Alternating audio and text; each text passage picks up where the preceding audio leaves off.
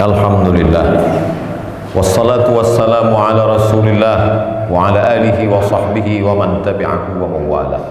Ashhadu an la ilaha illallah wahdahu la syarika lah, wa ashhadu anna sayyidana Muhammadan abduhu wa rasuluhu la nabiyya ba'dah. Allahumma salli ala sayyidina Muhammadin an-nabiyil ummi wa ala alihi wa sahbihi wa barik wa sallim.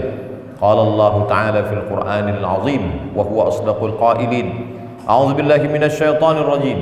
Ya ayyuhalladzina amanu taqullaha haqqa tuqatih wa la tamutunna illa wa antum muslimun. Wa qala ta'ala fi ayatin ukhra. Ya ayyuhalladzina amanu taqullaha wa qulu qawlan sadida yuslih lakum a'malakum wa yaghfir lakum dhunubakum wa man yuti'illaha wa rasulahu faqad faza fawzan 'azima. Ibadallah, usikum wa nafsi bitaqwallah wa ta'atihi faqad fazal muttaqun. Hadirin jamaah Jumat yang dimuliakan Allah Subhanahu wa taala. Kalau ada orang yang menghina Nabi Muhammad sallallahu alaihi wasallam, menghina Al-Qur'an, menghina Allah, menghina ajaran Islam, maka lepaslah keimanan dari dalam dirinya. Apa solusi untuk mengatasinya? Maka ulil amri memanggil orang yang menghina Allah, menghina Rasulullah SAW, menghina Al-Quran, menghina ajaran Islam. Dia diberi waktu 3 hari untuk bertaubat. Kalau dia menghina pada hari Jumat, maka dia masih bisa melihat matahari terbit pada hari Sabtu, hari Ahad, hari Senin. Hari Senin menjelang tenggelam matahari, maghrib azan berkumandang, dia pun dipanggil. Apakah engkau masih menghina Nabi Muhammad sallallahu alaihi wasallam? Apakah engkau masih menghina Allah? Apakah masih menghina Al-Quran? Apakah masih menghina ajaran Islam? Kalau dia mengatakan aku bertaubat, maka at-taibu minadz dzambi kama la dzambalah. Orang yang bertaubat seperti orang yang tak pernah berdosa. Begitulah ajaran Islam.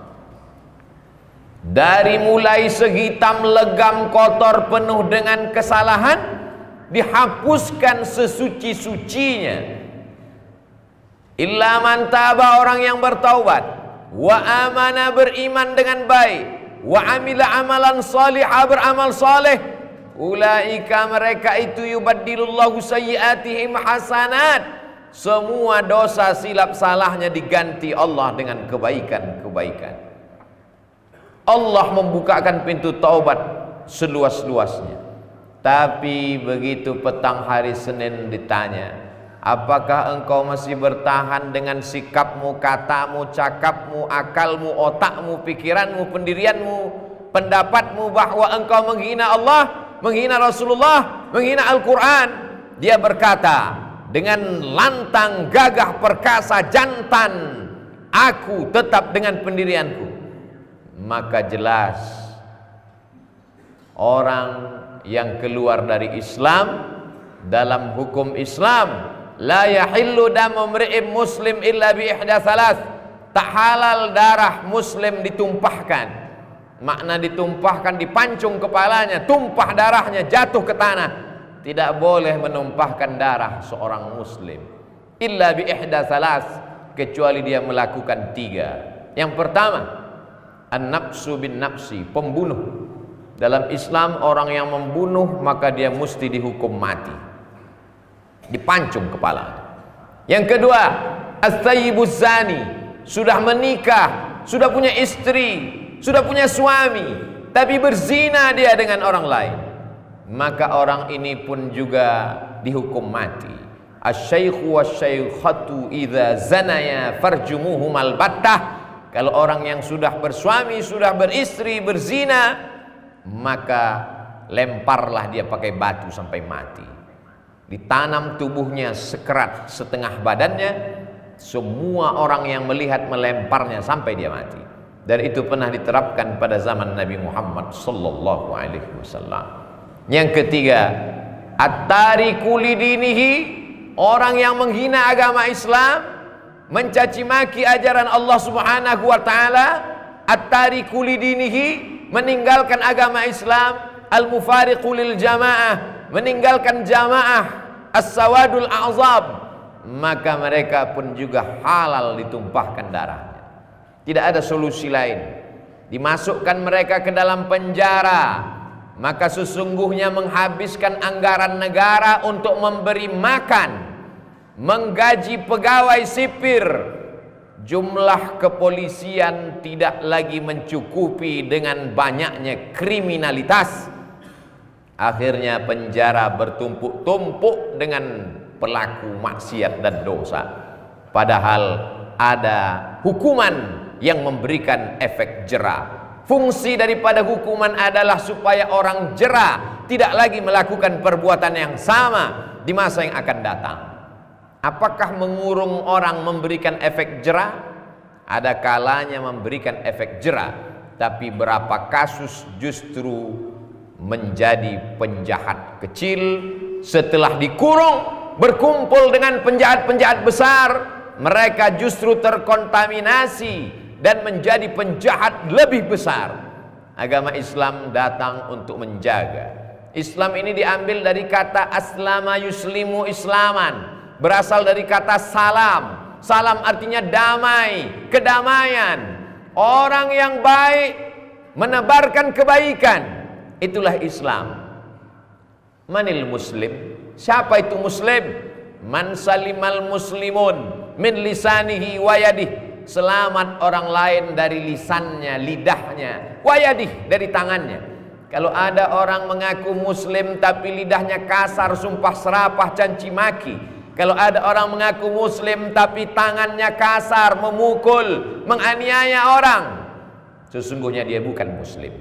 Walaupun sholatnya rajin, puasa sunatnya banyak, dia terjebak pada ritual ibadah. Dia hanya pembaca teks agama, dia tidak menjalankan pesan-pesan agama.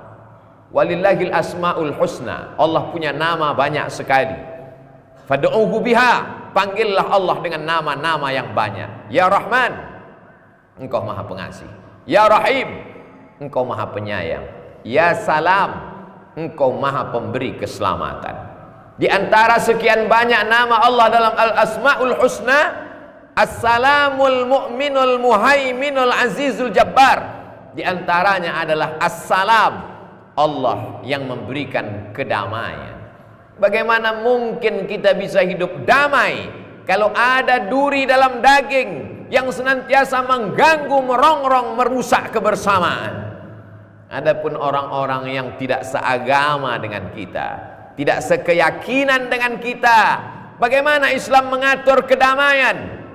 La yanhakumullahu 'anil ladzina lam yuqatilukum fid din wa lam yukhrijukum min diyarikum. Kalau mereka tidak mengusir kamu dari agama kamu, tidak mengusir kamu dari kampung halaman kamu, tidak memerangi kamu, antabarruhum, berbuat baiklah kamu kepada mereka, wa tuqsitu ilaihim, bersikap adillah kepada mereka. Ketika Amr bin As sampai ke negeri berada di ujung Afrika Utara, negeri itu bernama Fustat. Sekarang kita mengenalnya dengan nama Mesir. Di Mesir ada non-muslim ortodok. Ketika itu pelebaran jalan, ada seorang ortodok yang teraniaya, lalu kemudian dia mengadu kepada Khalifah Amirul Mukminin Umar ibn Khattab. Umar bin Khattab mengambil tulang, lalu di tengah tulang itu dia garis lurus dengan ujung mata pedangnya.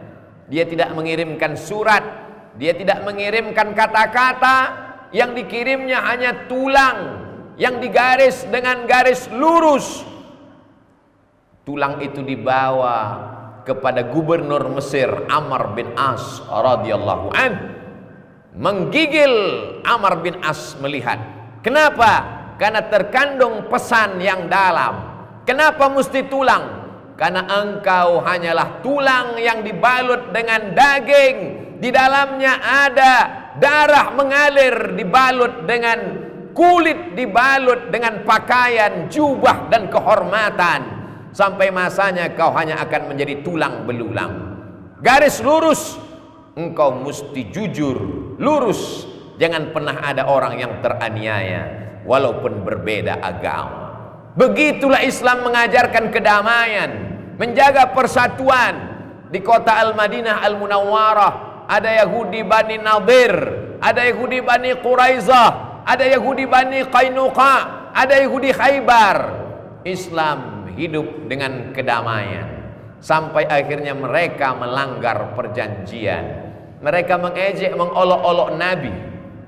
Kalau di kota Makkah Nabi diejek tidak melawan karena dia lemah, tapi di kota Al-Madinah Al-Munawwarah dia yang paling berkuasa, dia pemimpin, baik yang muslim maupun yang tidak. Apa kata mereka kalau berjumpa dengan Nabi Muhammad SAW? Assalamu alaika. Orang Islam berjumpa mengucapkan assalamu alaika, keselamatan untukmu. Mereka mengatakan, memplesetkan kata assalamu alaika menjadi assalamu alaika, matilah engkau. Assalamu alaika, celakalah engkau. Sayyidatuna Aisyah Ummul Mukminin membalas, wa'alaikumussalam wal la'nah, kalian pun juga akan mati dan kalian akan dilaknat Allah. Apa kata Sayyidina wa Maulana wa Habibina Muhammad sallallahu alaihi wasallam? Innallaha yuhibbur rifqa fil amri kulli. Wahai Aisyah, Allah suka melihat kita bersikap lembut dalam segala perkara. Kalau dirinya yang dihina dia tidak pernah marah. Tapi apa yang terjadi ketika para dai ulama yang dikirim untuk berdakwah sebanyak 70 orang, di tengah perjalanan mereka dibunuh, dibantai, dipancung, ditumpahkan darah mereka. Nabi mengangkat tangannya sebulan penuh. Itulah yang dikenal dengan peristiwa kunut nazilah. Nabi angkat tangannya, Allahumma al'an bani Ri'l, Allahumma al'an Zakwan, Allahumma al'an Usayyah. Ya Allah, laknatlah Bani Ri'l, laknatlah Usayyah. Kenapa Nabi menjadi keras? Mengapa kata-katanya tegas? Karena saat itu yang terbunuh adalah orang yang membawa pesan agama Allah Subhanahu wa ta'ala. Nabi Muhammad sallallahu alaihi wasallam datang ke atas permukaan bumi. Lam ub'ats la'anan, aku diutus bukan untuk menjadi tukang laknat, bukan berkata kasar, sumpah serapah, caci maki. Ketika pelipisnya berdarah, ketika giginya patah pada perang Uhud tahun ketiga hijrah, datang sahabat, ya Rasulullah, setiap nabi itu punya doa mustajab. Kalau kau panjatkan doa ini akan rata mereka dengan tanah, mati mereka semuanya, akan turun laknat. Berdoalah ya Rasulullah. Nabi-nabi sebelum engkau berdoa datang angin puting beliung. Nabi-nabi sebelum engkau berdoa terbelah laut merah. Nabi-nabi sebelum engkau berdoa datang banjir bandang. Nabi-nabi sebelum engkau berdoa datang bumi terbelah menelan musuh-musuh Allah. Apakah Nabi memanjatkan doa itu? Kata Nabi, aku simpan doa mustajab itu syafa'atan li ummati yaumal qiyamah, menjadi syafaat untuk umatku pada hari kiamat. Dia simpan doa itu. Dia tidak ingin mereka mati dalam kekafiran. Dia doakan mereka, Allahumma hdi qaumi fa innahum la ya'lamun. Berikan mereka hidayah ya Allah. Mereka berbuat salah karena tak tahu. 1400 tahun sebelum kedatangan kita ke atas muka bumi ini, dia sudah menyayangi dan mencintai kita. Belum lagi emak dan ayah kita menikah, datuk kita belum berjumpa dengan nenek kita, dia sudah menyayangi kita. Biarlah giginya patah, biarlah pelipisnya berdarah, yang penting doa itu menjadi syafaat menolong kita pada hari kiamat. Mari kita merenung sejenak apa yang sudah kita lakukan untuk agamanya ini. Apa yang sudah kita bela? Apa yang sudah kita tolong? Yang punya jabatan, punya kekuasaan dititipkan Allah. Tolonglah agama Allah dengan harta, jabatan, kekuasaan, masa muda. Karena sampai masanya nanti keinginan kuat untuk beramal, tapi saat itu kesempatan tak lagi ada. Ada orang yang hartanya banyak tapi sibuk. Ada orang yang waktunya luang, hartanya tidak ada. Ada orang yang hartanya ada, waktunya ada, tapi hatinya tak terbuka untuk menolong agama Allah. Sampai pada masanya yang kaya mati, yang punya kekuasaan pun juga akan mati menghadap Allah Subhanahu wa taala. Pada saat itu barulah mereka dalam penyesalan yang nyata. Rabbana ya Allah, absarna, mata kami sudah melihat azab, wa sami'na, telinga kami sudah mendengarkan azab, farji'na, balikkan lagi kami ke dunia, na'mal salihah, kami ingin beramal saleh. Tapi nyawa tak lagi kembali ke dalam jasad, dunia tak lagi utuh semula. Idza sama'um fatarat, langit terbelah. Wa idzal kawakibun tatharat, planet-planet bertabrakan. Wa idzal quburu bu'thirat, semua yang dikubur dibangkitkan. Wa idzal mau'udatu su'ilat, semua anak-anak yang dulu dikubur hidup-hidup akan ditanya, bi ayyi dzambin qutilat, atas dosa apa kamu dibunuh hidup-hidup. Faman ya'mal mithqala dzarratin khairan yarah, yang sempat berbuat baik walaupun sebesar biji sawi, dia akan melihat perbuatan baiknya. Ketika raja yang paling zalim, paling aniaya, Namrus namanya, dia kumpulkan semua kayu bakar, harriquhu, bakar. Yang dibakar hanya satu orang, tidak ada yang membela dan menolong dia. Ibrahim namanya. Datanglah seekor burung pipit membawa 2-3 tetes air. Dia siramkan ke Nabi Ibrahim yang sedang terbakar dengan gejolak api unggun yang luar biasa. Orang yang berakal akan berpikir dan bertanya-tanya, apalah guna setetes 2 tetes air dari burung pipit? Dia ambil air dari tepi sungai, dia bawa untuk memadamkan gejolak api yang membakar Nabi Ibrahim alaihissalam. Semua bertanya, hai burung pipit, kenapa kau bawa air? Tak ada gunanya setetes air itu kau siramkan. Air mengering, api tak padam. Apa jawab burung pipit? Aku hanya ingin melepaskan diri saat nanti aku ditanya Allah Subhanahu wa taala, saat kau hidup sezaman dengan Ibrahim, saat Ibrahim dibakar, saat orang baik dianiaya, apa yang sudah kau lakukan? Kita tidak hanya ditanya sudahkah kau sholat, kita tidak hanya ditanya sudahkah kau puasa sunat, kita tidak hanya ditanya sudahkah kau berzakat. Kita diam melihat orang baik dianiaya, kita diam melihat agama Allah diinjak-injak, kita pun juga akan dituntut di hadapan Allah Subhanahu wa taala. Aku tak bisa berbuat apa-apa, aku tak bisa berkata apa-apa.